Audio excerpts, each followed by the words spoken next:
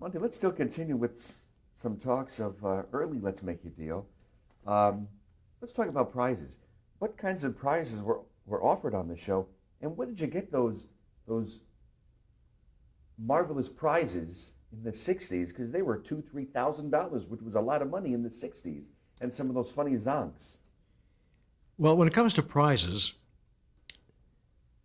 in those days, and I imagine it's true today, that depended on your ratings. If you had a big enough audience, then you could get a big enough prize. You assessed how much a prize was worth. For example, let's say that a 8 or 10 second plug on a show for a prize like let's say a television set. The television set was assessed at $500, but in those days, 8 seconds was only worth $250. So you'd have to use that plug twice to own that television set. You would then own the television set. If it was a washer dryer, you worked accordingly. Now, if you were pricing olives and peanuts, that was a 35-cent item. So the supplier would have to pay the show the $250 or $300. So every time you use one of those, you would get a credit. 250, 250, 250. Now these would then end up helping you to pay for the car, because people weren't going to give you a car for a mention. You would get credit for $300 per mention, but you'd have to, a $3,000 car in those days, you'd have to make 10 mentions before you owned that car. So you would have to get an awful lot of peanuts to pay for the cars. And that's how you had a prize budget, but a lot of it was provided to you by the manufacturers themselves, who paid you so much per announcement. And that figure at the daytime was assessed at $250 or $300. Maybe the nighttime show was worth $1,000 because of a larger audience.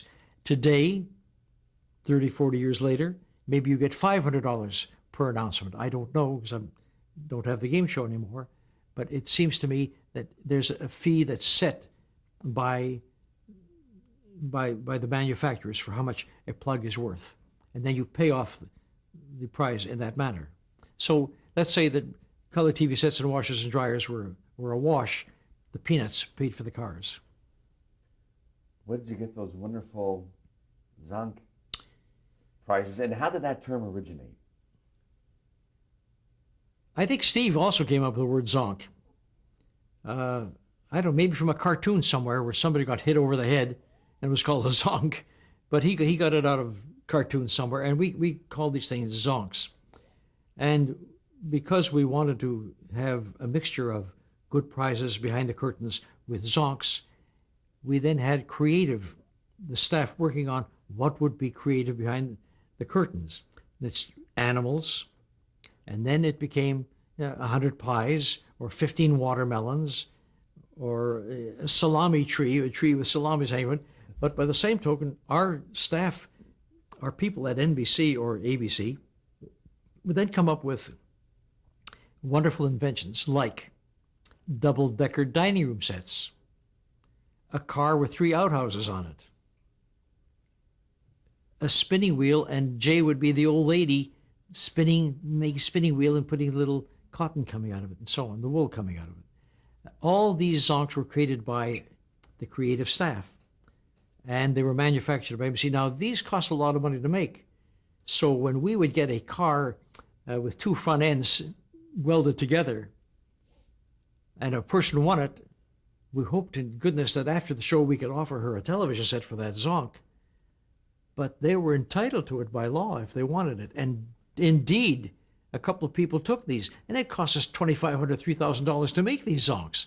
So we shuddered if somebody said, I think I'll take that double-decker dining room set home with me, or the 2 front ends welded together and so on. But this was a creative staff that created them, and we, of course, we have, over the years, have a Bible of hundreds and hundreds and hundreds of these zonks that we have created. Describe, if you would, a typical production schedule for the show, meaning how many episodes were taped in a day, and how long did it take to tape a single episode? First of all, production schedule. The script is written. Steve insisted on a script. even though you couldn't script Monty Hall's ad libs, you would script the show by saying, what is this deal? Then he would put it into words. He would write things like, Monty comes down the aisle and says to a contestant, how would you like to make a deal? Of course, I'm going to ad lib all these things. But he wanted it in script form. What is the prize? What's the description of the prize? So that everybody backstage knew where the prize was going to be, behind the door or in a box, so that everybody knew where it was and so on. Now the script is finished. Now you take it to the studio. Everybody backstage, up in the control room, knows the script. The announcer has his script. Jay knows what zonks are going to be on the show. Carol Maryland knows where she's going to be for how she goes to open up the refrigerator door, what's inside the refrigerator, pull out the prize, show the prize, and now you have to rehearse all these things. Is it on its mark? Does Carol know that when she takes, is the price on top of the refrigerator? If she opens up the refrigerator, does she take the frozen foods out of it and display it? Or if it's 5 items on the table, in what order they are with a little price underneath them, everything has to be on its mark and shown. So that's what they rehearsed all day long. Now, the next question, apropos of this. How many shows that you tape in a day? We started off by doing 2 shows a night. Do same audience, 1 show, 15-minute turnaround, do show number 2.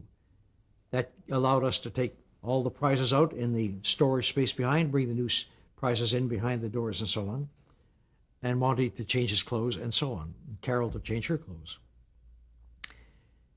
At some points, to try and get these shows done ahead of time, we would do 2 shows on a Friday night and 4 on a Saturday.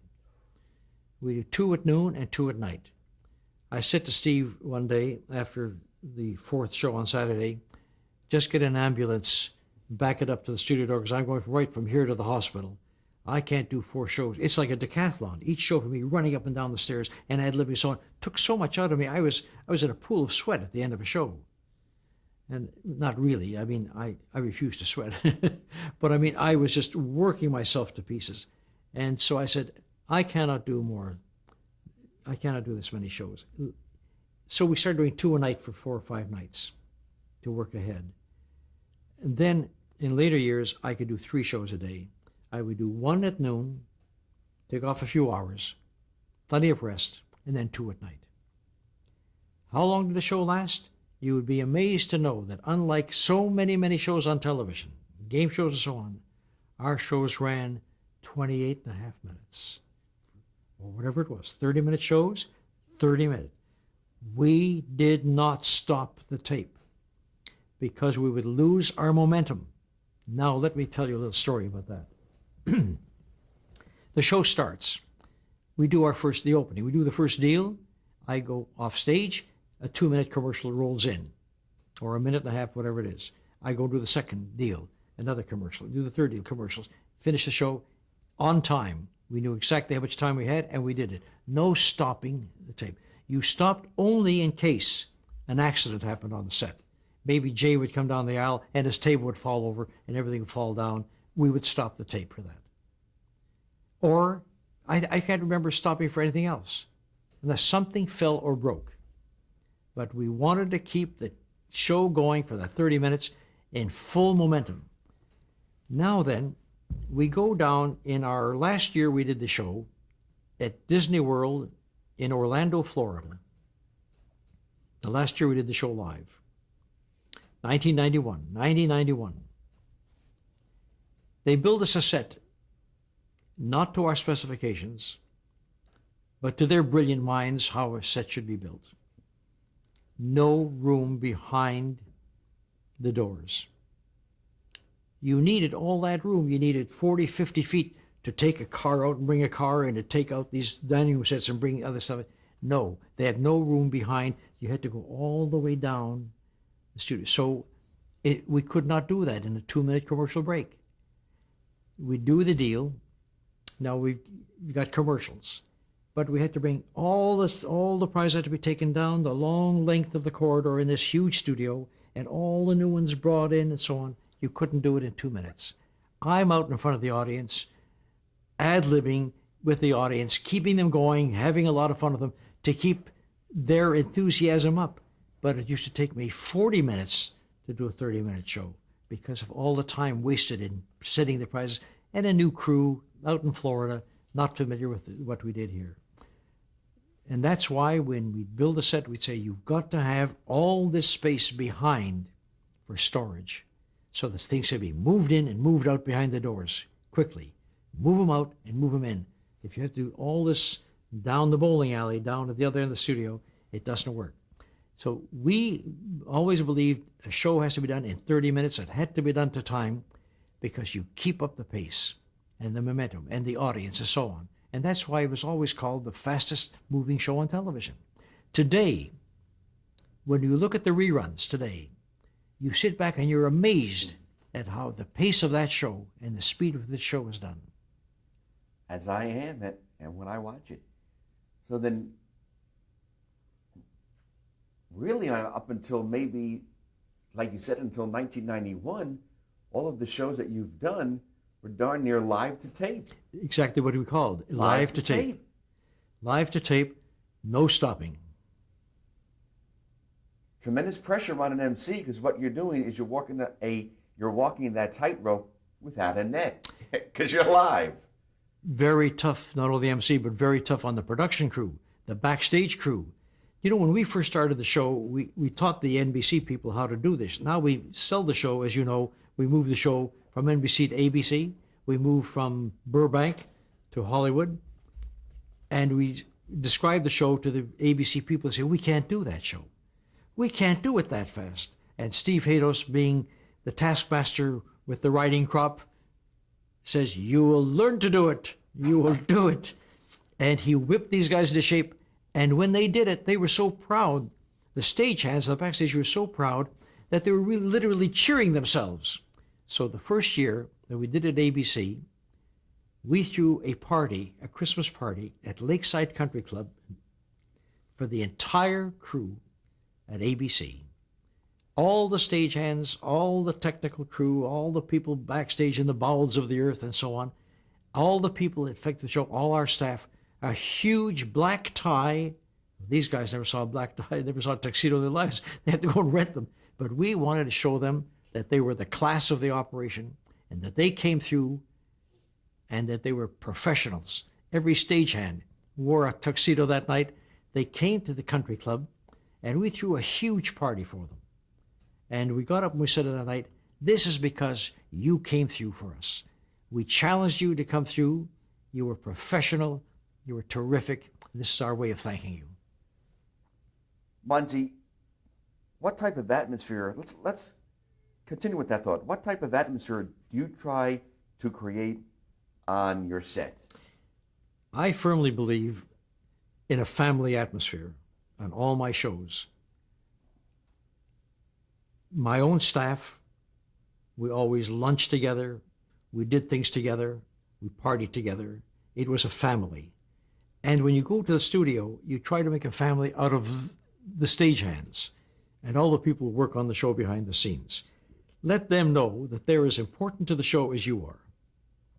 That's why all our parties were for them on the set and private parties, the things we did for them, the gifts we gave them every year, the things we did was to show them our appreciation and to keep a family atmosphere. I remember on one of the shows we did, not Let's Make a Deal, another show we did, that a stagehand came to me one day and he said, you've got to do something about your people. They're not carrying on in the Hadas Hall tradition. They're yelling. You never yelled. They're threatening. You never threatened. So we called our people and said, this is not our style. You change right now. You do it in our way, the way Steve and I have operated all these years. That's going to carry through to all our shows. You are not to lift. If there's something wrong, you take them aside and quietly tell them what's wrong. You don't explode. You don't use tempers. You don't use foul language. None of that goes. We've got an image, and our image is class. It's only a game show. It's not the Hallmark Hall of Fame, but we exhibit as much class in our shows as we hope people do on their shows. Our product may not be the classiest product. It's just a game show, but our image should be class. Monty, before we get to 1968 and back to ABC, in the course of a TV show, very rarely does it happen that there's a catchphrase. Good golly, Let's Make a Deal had two catchphrases. Door number 1, 2, or 3, or you take the box or go for what's behind the curtain or the door. Why do you think America embraced Let's Make a Deal and your phraseology for 4 decades? And hopefully for more decades, because I think that it's common usage, common phrases. I mean, let's make a deal is something you use every day, and it became part of the language. You will look in any newspaper at any given time, and you will see somebody attributing something to me or to Let's Make a Deal. For example, George Steinbrenner, the owner of the New York Yankees, thought he was Monty Hall this week. He tried to make a deal with such and such a player. Ministers in their sermons, we found ministers using, let's make a deal. Life is behind door number 1, door number 2, door number 3. Door number 1, you find this, and so on and so on. And all of these became part of the American language. And I think it was easy to accept because it was so natural. And I know wherever I go, I can be standing in front of a bunch of elevator banks, and somebody will say, do you want elevator 1, elevator 2, elevator... It became part of the language, and I'm exposed to that every day of my life. What do you feel about the numerous websites and college theses and works that have been devoted to the Monty Hall math problem? Yes, there's many names for it. The Monty Hall Enigma, the Monty Hall... What are some of the names for them? Monty Hall... Monty Hall problem, Monty Hall Enigma, the Monty Hall... There's all kinds of names that are attributed to this. And it has to do with the 3 doors and whether you should, when given the opportunity to get a car behind one of 3 doors, you choose the door. Behind the other 2 doors, there are goats. You choose one door. One of the doors is open to show you a goat. 2 doors remain. One is a car, and one is a goat. You don't know which one, but you own one of them. And the paradox, I think, was one of the, was, should you keep your door, or if Monty Hall offered you a chance to change the doors, should you change?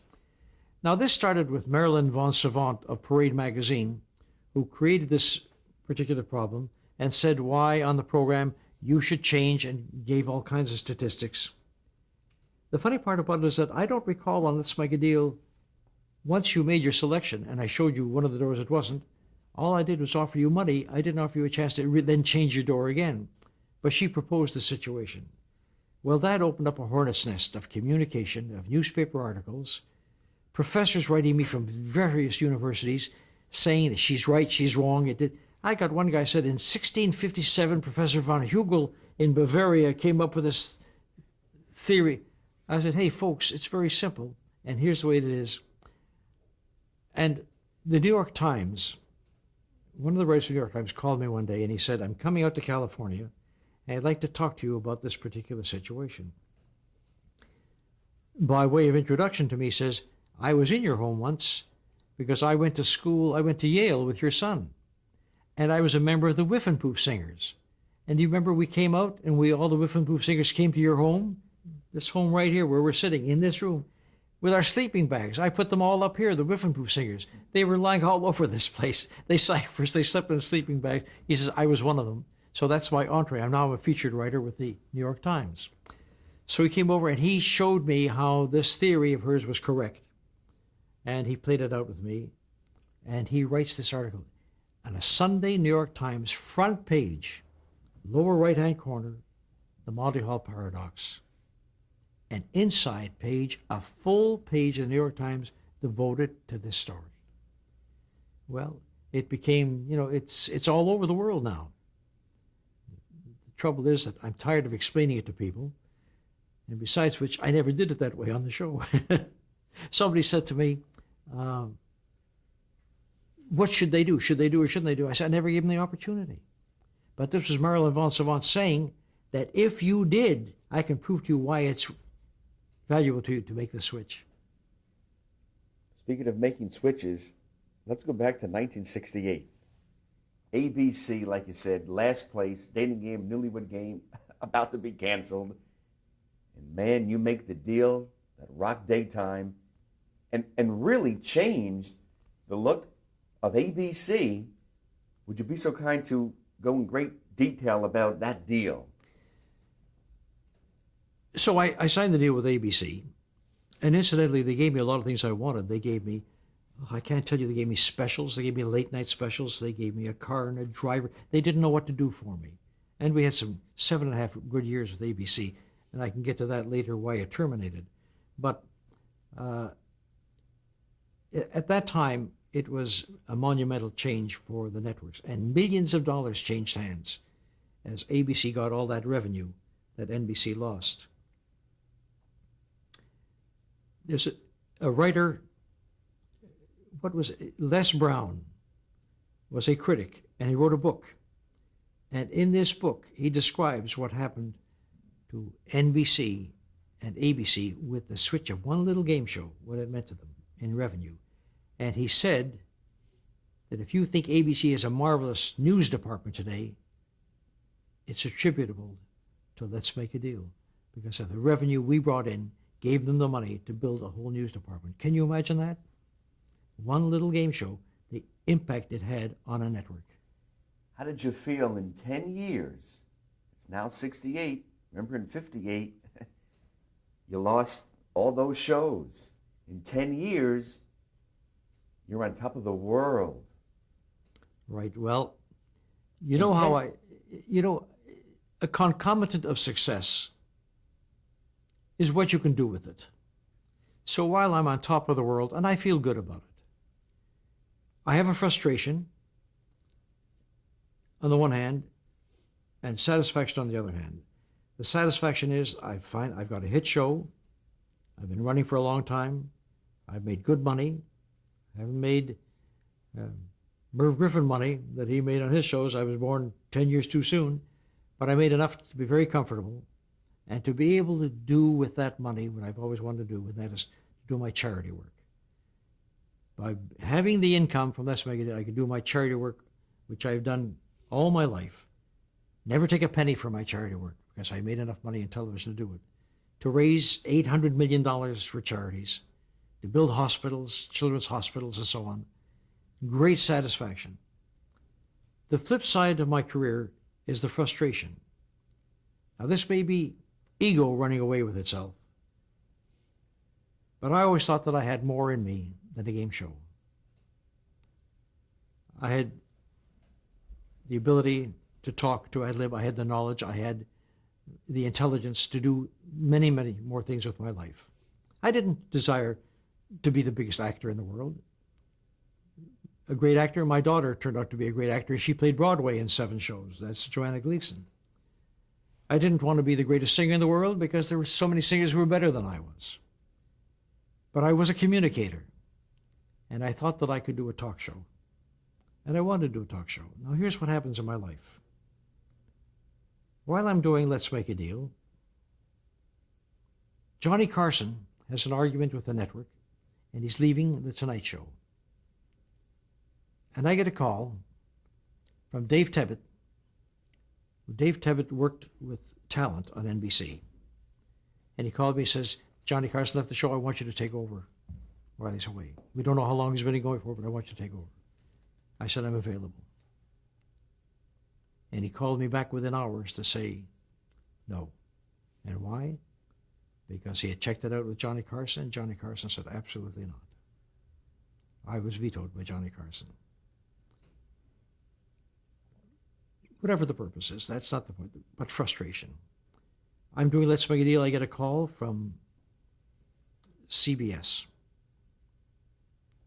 They wanted, I think they were replacing the Dinosaur Show, the talk show.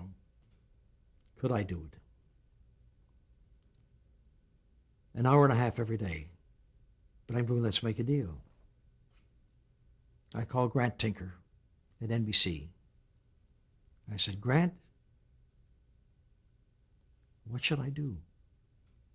I said, I've waited for a talk show all my life, and now I have an hour and a half talk show.